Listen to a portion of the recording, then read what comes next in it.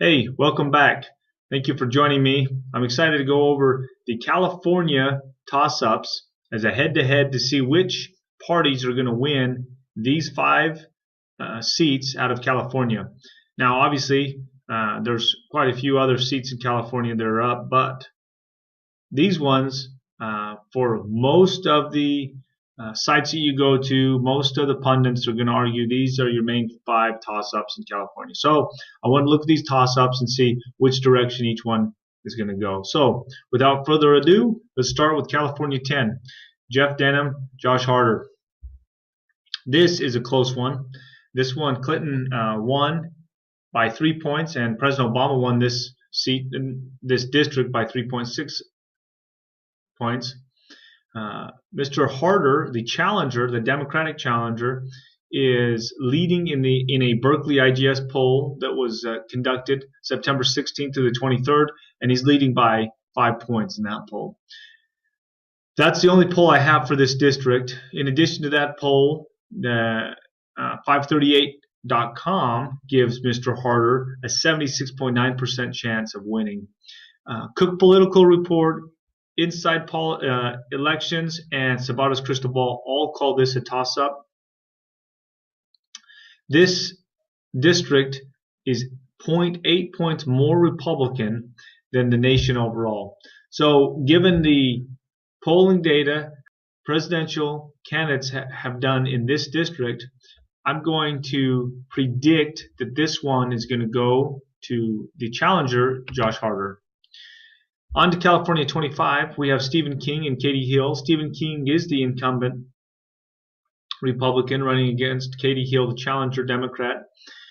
Currently, the Democrat, Katie Hill, leads a Berkeley IGS poll by 4 points. However, the incumbent, Stephen King, leads a New York Times poll by plus 2 points. Now, these polls were done roughly the same time frame, so they're pretty good head-to-head polls to see which party is going to win this one. It's important to note the Berkeley IGS poll uses email polling and does not use live recording. So I do not give the same value to the Berkeley IGS poll as I do the New York Times Siena poll.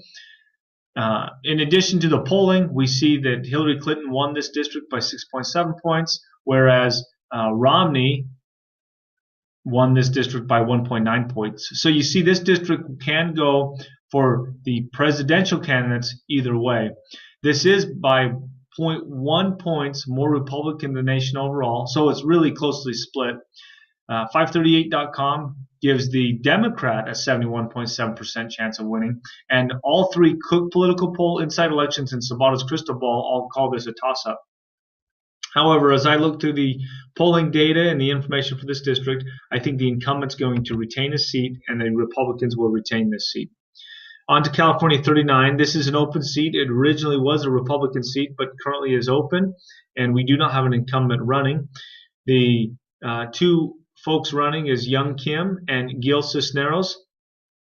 The Berkeley IGS poll gives the Democrat Gil Cisneros a 1-point lead, where a Monmouth September 13 through 16 poll gives the Republican a whopping 10-point lead. This is a 0.5 points more leaning Democrat than the nation overall, and so it slightly has a larger Democratic body to it. However, it is still pretty close, and 538.com is currently giving the edge to the Democrat at 50.5% chance of winning. All three, again, Cook Political Report, Inside Elections, and Sabata's Crystal Ball, all call this a toss-up. So this is a super close race.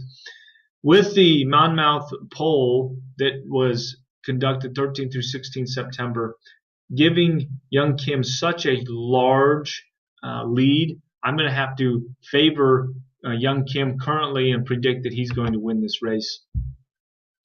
On to California 45, we have Mimi Walter, the incumbent Republican, and Katie Porter, the challenger, a Democrat.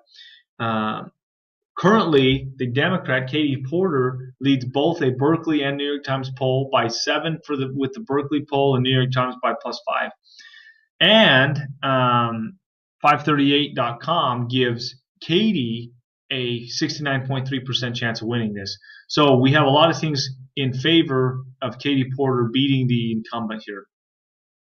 Cook Political Report, Inside Elections called this a toss-up. Sabatos Crystal Ball actually leans Democrat in this one.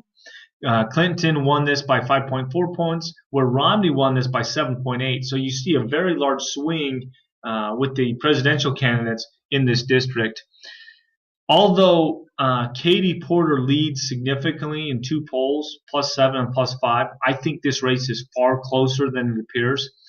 That being said, I do think Katie is going to beat the challenger, and I predict her winning at this point. And finally, California 48, Dana Rohrabacher running against Harley Rhoda. Rohrabacher, the Republican incumbent, being challenged by Rhoda. The Berkeley IGS poll calls it a tie. New York Times Siena poll calls this a tie. And 538.com is giving the edge to Rhoda with the 66% chance of winning. Cook Political Poll and Sabatos call this a toss-up, whereas Inside Election is calling this a leaning Democrat. Clinton won this one by 1.7. Romney won this by 11.7. So this is the largest swing. Also, it's important to note that 6.7 points more Republican than the nation overall. This district is 6.7 points more Republican than the nation overall.